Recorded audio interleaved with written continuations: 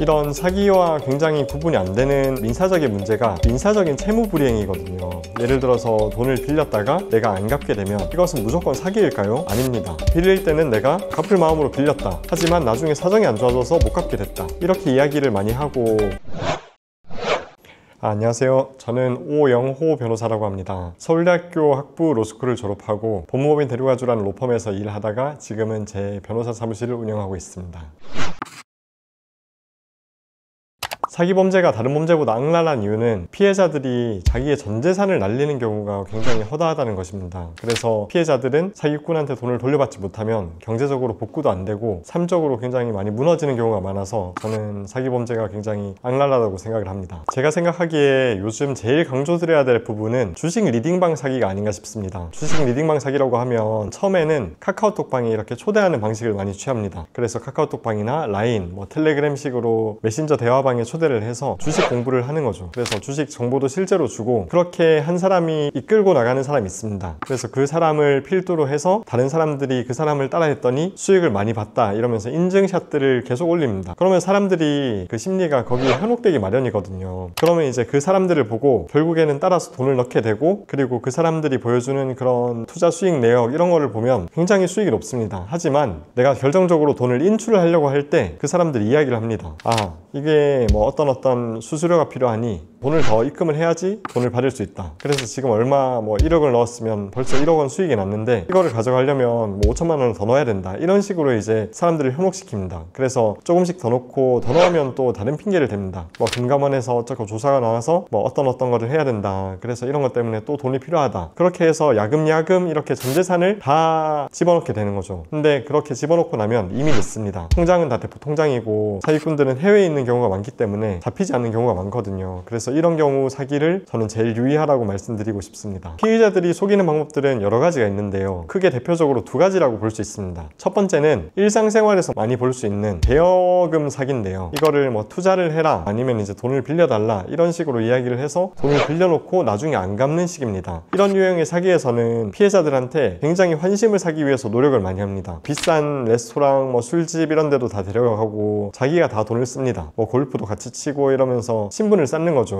그래서 이 사람은 돈이 정말 많은 사람이구나 하고 피해자가 인식을 할 때쯤 이런 투자 정보들을 조금씩 흘립니다. 그렇게 해서 이제 쓰는 방법이 첫 번째가 있고 두 번째 방법은 주변의 다른 사람들을 대동을 하는 겁니다. 아까 전에 말씀드린 것처럼 이런 주식 리딩방 사기에서도 다른 사람들이 계속 이제 수익 인증글을 계속 올리니까 피해자도 현혹이 될 수밖에 없는 거거든요. 그런데 그렇게 이제 올리는 사람들은 사실은 다 한통속이다. 그래서 그 조직의 일원들인데 익명으로 그렇게 계정을 만들어가지고 이렇게 올리는 거죠. 그래서 거기 톡방에 한 20명이 있다고 하면 한 15명, 6명은 다 이제 한통속이고 나머지 사람들이 피해자입니다. 그럼 피해자들은 긴가민가 하면서 돈을 이렇게 조금씩 넣고 처음에는 또 돌려주기도 합니다. 그래서 수익을 일부 돌려받으면 피해자들은 이거 정말 사기가 아니구나 생각을 하게 되는 거죠. 그렇게 속이는 방법을 많이 쓰는 것 같습니다. 사기 유형에 따라서 다르지만 지인들한테도 사기가 정말 많습니다. 지인한테 특히 많은 사기는 돈을 빌려달라 아니면 투자를 해라 이런 식의 사기가 대부분인데요. 그래서 그 사람들도 처음에는 돈을 빌렸다가 많은 수익을 줍니다. 예를 들어서 100만 원을 빌리면 30만 원을 이렇게 수익이라고 줍니다. 그럼 한 달에 30만 원을 수익을 받으니까 눈이 돌아가는 거죠. 그래서 이렇게 이 사람한테 맡기면 돈을 많이 벌 수 있겠구나 해서 돈을 조금씩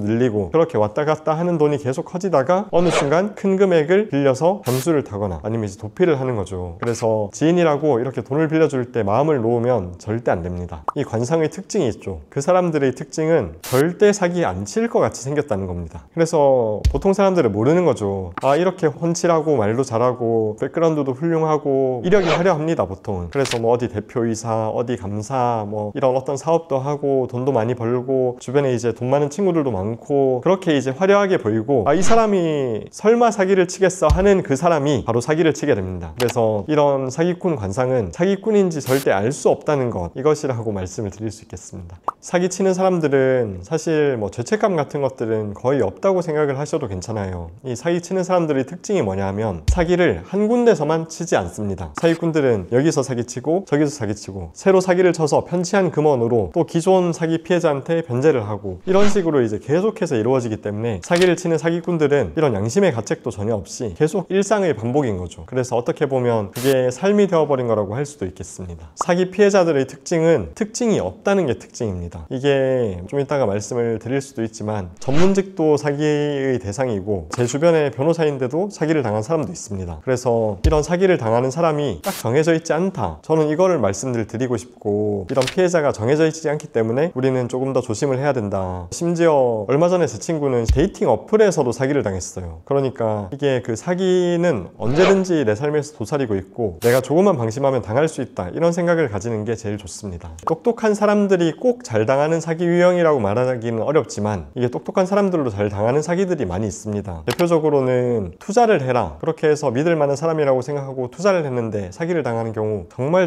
많고요. 그리고 중고거래 사기 같은 것들은 사실 이거를 방지를 하기가 굉장히 어렵습니다. 그래서 이거는 제3자 사기라고도 하는데 이제 중고거래 사기 같은 경우들은 똑똑한 사람도 파악하기 어렵고 똑똑한 사람은 또 근거를 찾게 됩니다. 그래서 그 근거에 자기가 생각하는 이 흐름이 부합을 하면 조금 더 방심을 하게 되는 거죠. 그래서 내가 눈으로 다 수익률도 확인을 했으니까 괜찮을 거다 생각을 하지만 그 수익률이 사실은 그 사기 조직의 자체 웹사이트였고 이런 경우들도 많이 있습니다. 그래서 오히려 치밀한 사기 수법에 좀 더 똑똑한 사람들이 많이 속는 것 같아요. 뭐 보이스피싱이나 뭐 이런 간단한 유형 사기들은 잘 속지 않지만 그렇게 더 치밀한 수법으로 많이 당하는 경우들도 많은 것 같습니다. 이거를 생각을 해보시면 만약에 10만 원짜리 피해를 입었어요. 그러면 이거를 가지고 가서 경찰서에 신고를 할 수도 있지만 안 할 수도 있겠죠. 그래서 이게 귀찮고 금액이 작다는 점을 보통 중고거래 사기꾼들은 많이 이용을 하는 것 같습니다. 그리고 중고거래를 하게 되면 꼭 물건을 주는 사람의 이름과 내가 입금하는 사람의 이름이 동일한지 확인을 해야 됩니다. 요새 그런 사기들 정말 많거든요. 물건은 내가 다른 사람한테 줬는데 나한테 입금은 또 다른 사람이 하는 거죠. 그렇게 해서 나는 사기꾼한테 물건을 넘기고 돈도 받았지만 또 그 돈을 보낸 사람은 정작 물건을 산 사람이 아닌 겁니다. 그래서 나중에 저한테 돈을 돌려달라 이런 경우들도 많이 있습니다. 이런 거를 중고거래 제3자 사기라고 하는데 이런 케이스들도 요즘 굉장히 많은 것 같습니다. 저는 이게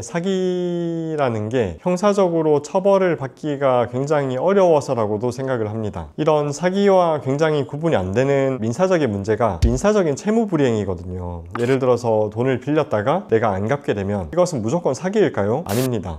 이게 빌릴 때 기망의 고의가 있어야 되고 기망의 고의가 인정이 되려면 나중에 변제를 하지 않을 것이라는 의사가 있거나 아니면 이제 능력이 없는데도 그렇게 돈을 빌렸거나 이런 것들이 굉장히 엄격하게 증명이 돼야 돼요. 그래서 빌릴 때는 내가 갚을 마음으로 빌렸다. 하지만 나중에 사정이 안 좋아져서 못 갚게 됐다. 이렇게 이야기를 많이 하고 그런 변명들이 많이 받아들여지고 있습니다. 그래서 이 사기라는 게 법적인 요건상 굉장히 인정되기가 어렵다는 그런 점이 사기가 많은 이유 중에 하나가 아닐까 생각을 합니다. 금전거래에서는 사실 늘 조심을 해야 되지만 내가 보내는 그런 사람의 인적사항 이런 것들을 명확하게 알고 있어야 됩니다. 예를 들어서 제가 이번에 서울 재즈 페스티벌에 가기 위해서 티켓을 중고거래로 당근에서 구매를 했는데 저는 이렇게 구매를 할 때 예약금을 넣으라고 하면 신분증 앞면을 좀 이렇게 요구를 합니다. 그래서 주민번호는 좀 가려주시고 이름만 좀 확인을 하겠다. 그렇게 해서 이제 예금주와 일치하는지 꼭 확인을 해봅니다. 그렇게 내가 돈을 보내는 주체가 정확한지 체크하는 게 첫 번째가 되겠고요. 그리고 또 한 가지는 내가 보내는 증거들을 잘 남겨놓는 겁니다. 뭐 예를 들면 그렇게 투자를 하라고 하고 아니면 돈을 빌려달라고 하고 그러면 그 자리에서는 상대방의 동의를 받지 않더라도 꼭 녹음을 해야 됩니다. 이 녹음이라는 거를 상대방 동의 받지 않고 하면 불법이라고 생각하시는 분들이 많이 계세요. 하지만 내가 참여하고 있는 대화라면 이 대화를 상대방 동의 없이 녹음을 해도 전혀 문제가 되지 않습니다. 그래서 이런 부분들은 사후적으로 사기인 것을 알았을 때 대응을 하고 입증을 하는데 굉장히 큰 도움이 됩니다. 그래서 저는 이제 100% 사기를 막을 수는 없지만 이런 부분들을 좀 조심을 해라 말씀을 드리고 싶고 결정적으로 쉽게 돈 버는 방법이 없습니다. 항상 사기는 쉽게 돈을 벌려고 하다가 발생을 하는 경우가 굉장히 많아요. 그래서 내가 생각하기에 이 수익률이 너무 좋다 이렇게 생각되면 오히려 의심을 해봐야 됩니다. 사기를 당하게 되면 제일 중요한 것은 그 계좌를 정지를 시키고 계좌를 가압류를 하는 것입니다. 이 사기꾼들은 말씀드린 것 같이 한 군데서만 사기를 치지 않고 이 사람한테도 치고 저 사람한테도 치고 이러기 때문에 그 계좌에 돈이 잠깐씩 이렇게 오가는 경우들이 굉장히 많아요. 좋아요. 그래서 일단은 가압류를 해서 그 돈을 묶어 놓고 그런 다음에 이제 나중에 손해배상 소송을 하든지 부당이득 반환 소송을 하든지 해서 이것을 받아오는 절차를 거치는 것이 제일 좋습니다. 나중에 이거를 받아오려고 해도 내가 민사소송에서 승소냈지만 돈을 가져오려고 하니까 돈을 다 어디로 빼돌 리가 없어. 이런 경우들이 굉장히 많거든요. 그래서 이런 것들을 좀 막고 실제로 변제를 받기 위해서는 이 가압류를 조금 귀찮더라도 바로바로 하는 것을 추천을 드리고, 그러기 위해서는 변호사한테 빠르게 상담을 받으시면 제일 좋습니다. 일단 사기 피해자가 되셨다면 이 변호사를 수임을 할 때 가장 먼저 고려해야 하는 것은 이 수임료도 아니고 그 변호사가 어떤 학교를 나왔는지도 아닙니다.